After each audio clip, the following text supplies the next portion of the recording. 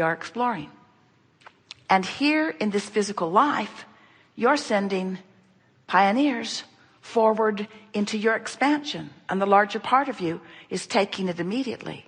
So everything that we're going to be talking about here today, and everything that your emotions and everyone else's emotions are guiding you about, is the vibrational relationship between where you stand in your current thought, word, and action in relationship with where who you really are stands in regard to the same subject. And if we can convince you about the reality of this vibrational reality, if we can help you to feel the wholeness of who you are, who stands there, and we can give you some paths, some easy paths to releasing your patterns of thought that hold you in resistance to this, your vortex will take you in, and you will begin to receive manifestational avalanches of everything that you've been asking for. Because there is only one thing that is keeping you from the money you want and deserve and have already created, that is in your now reality, real time, present tense.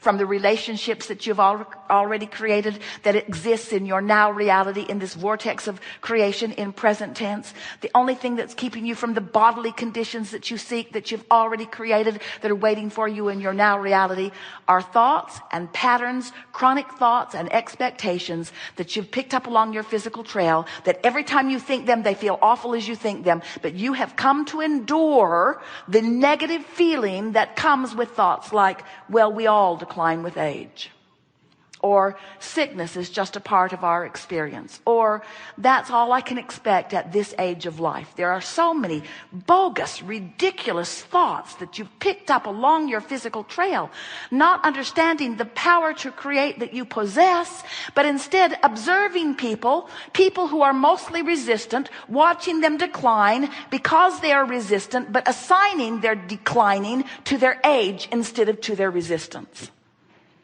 And then you being resistant as you observe them, so you doing it too.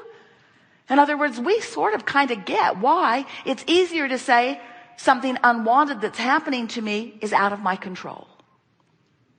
But when you get on the other side of that, when you figure out that nothing is out of your control, that you have the power to focus your mind based upon how the thought feels, how the thought feels, how the thought feels, how the thought feels, until you have practiced yourself chronically into your vortex. We watch you. You try so hard. We've written book after book and given you process after process, and we see you trying. Oh, Abraham, give us another process, and I promise I will do it until I hate it, and you too. I will do this process. I will do it. But we want you to understand, you can't buck your own current. In other words, there are things that you try from outside the vortex that just make it worse. Have you noticed? The harder you try, it's sort of like explaining to someone why you want something to be different than it is, and the harder you try to explain, the more they explain that it can't happen that way. The more they explain their opinion is different. It's like we've been having fun pointing out to you. These are money and the law of attraction.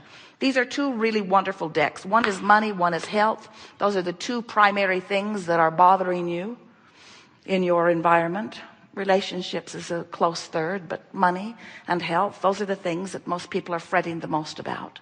And those are the things that most people have put more in their vortex about. You should see the veritable empires you've created in your vortex of creation. And you should see the fantastic physicality that's waiting for you. You might have to wait until you've been born again to receive the benefit of it, because you're kind of caught up in the way bodies are in this physical time-space reality. So you don't allow yourself to expect the improvements that you could have today if you wanted them. Today, if you wanted them, you've asked for them. It's all queued up. Your cells will cooperate and give it to you. If you could stop beating the drum of what is and release the vibrational patterns of what is, you could have it today. You could have it today. But nevertheless, we talk about this vortex of creation, and it is a vivid reality that we are well aware of, and often you are standing outside of it. Now you know about it, wanting to get in. So you come to a seminar like this and you say, Abraham seems to know what they're talking about. They're loud anyway. So I think I will buy their money and the law of attraction cards, because I need money.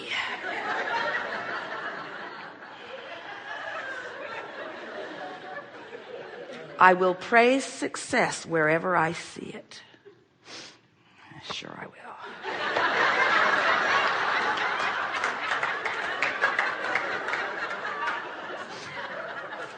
If they're praiseworthy, I will. If they're praiseworthy, I will. Most of the people who have money shouldn't have it. Took it away from the rest of us. I am developing the skill to direct my thoughts. Right. I do not need to have money to attract money. Who writes this stuff?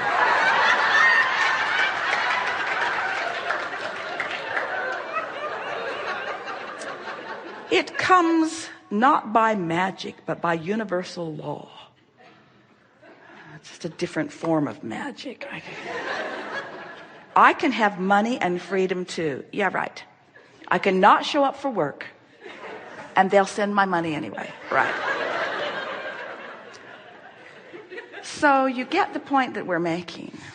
These wonderful cards are not very well received by someone not in the vortex.